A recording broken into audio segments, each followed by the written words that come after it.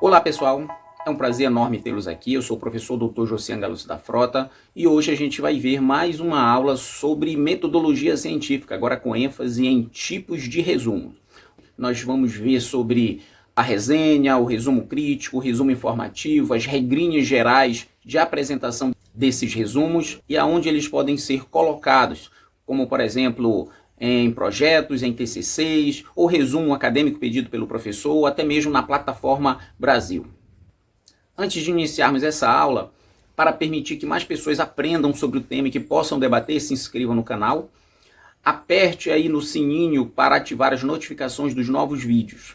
E no final do vídeo, se você gostou desse tema, deixe um like, compartilhe com os amigos, assim você vai estar me incentivando a produzir novos vídeos toda semana e fazer com que o canal cresça. Então vamos iniciar.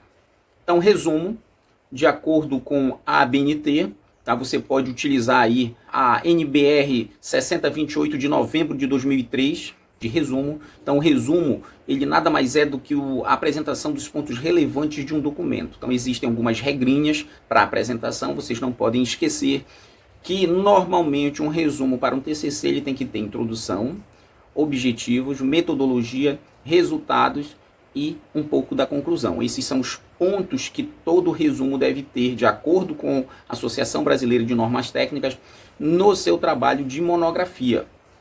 Tá? Caso você queira introduzir o seu resumo na plataforma Brasil, porque eles pedem, tá? Eles pedem o seu protocolo, eles pedem o seu projeto, mas normalmente o projeto não tem resumo.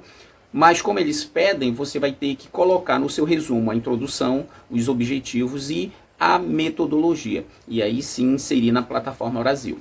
O resumo ele também deve ser escrito em um único parágrafo. Você não vai colocar o resumo em 2, em 3 parágrafos, é apenas em um parágrafo. Vou colocar um modelinho aqui do ladinho para que vocês vejam como é que é esse um parágrafo do resumo. Ele também deve ser apresentado sempre na terceira pessoa do singular. Você não vai escrever nós fizemos, nós coletamos, eu coletei, eu observei. Não faça isso. Então é sempre na terceira pessoa. Então foi identificado, foi coletado, foram coletados, foram observados, ou então os autores observaram. Tá? Então sempre na terceira pessoa, de uma forma ativa, afirmativa. Embaixo do texto do resumo deve conter ainda as palavras-chave. Então essas palavras elas aumentam a chance de encontro de um texto pelo mecanismo de busca da internet, facilitando mais ainda que as pessoas encontrem o seu estudo. Aconselho que você não coloque nenhuma palavra aí que esteja lá no seu título, tá? Dessa forma vai aumentar muito ali a chance de encontro pela internet do seu tema.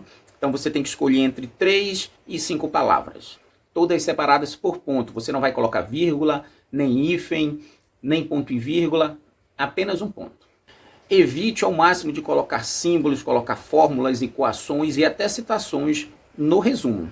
Tá? Caso seja muito necessária a introdução desses termos que eu acabei de falar, aí sim você vai colocar, mas evite ao máximo, a não ser que seu trabalho ele seja feito ali com ênfase em alguma informação específica de um ou outro autor.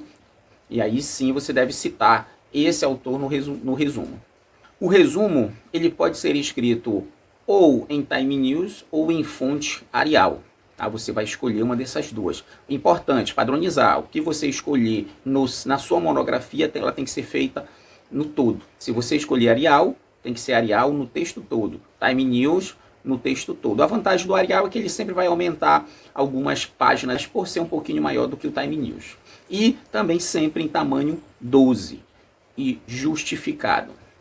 Tanto o resumo com palavras-chave, no início ali tem que ter uma tabulação. Essa tabulação, você aperta o Tab aí do seu teclado do computador e a primeira linha do texto vai se deslocar aí a aproximadamente 1,25 centímetros. O resumo ele também deve ser precedido das referências, a não ser que ele esteja na sua monografia.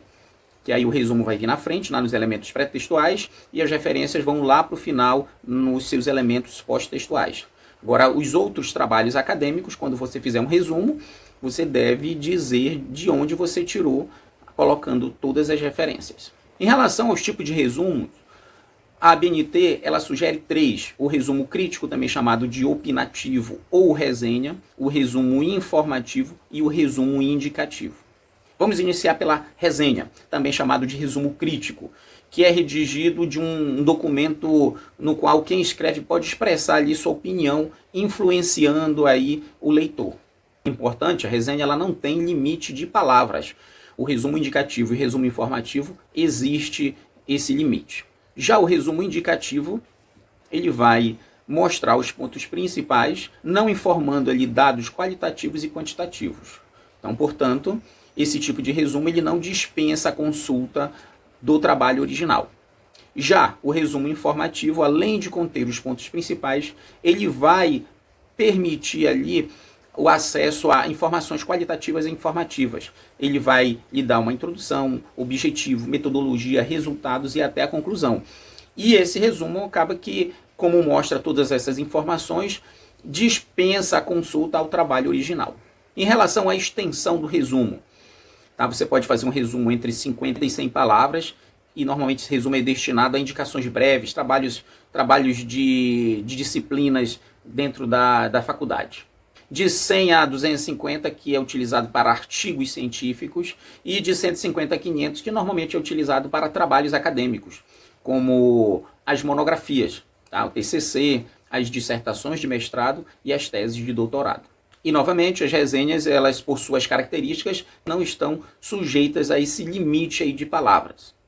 Então, vamos colocar um exemplo aqui, onde vai ter o resumo, no finalzinho aqui as palavras-chave.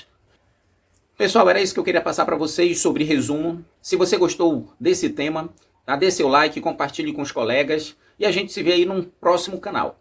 Muito obrigado pela atenção. Abraço, pessoal!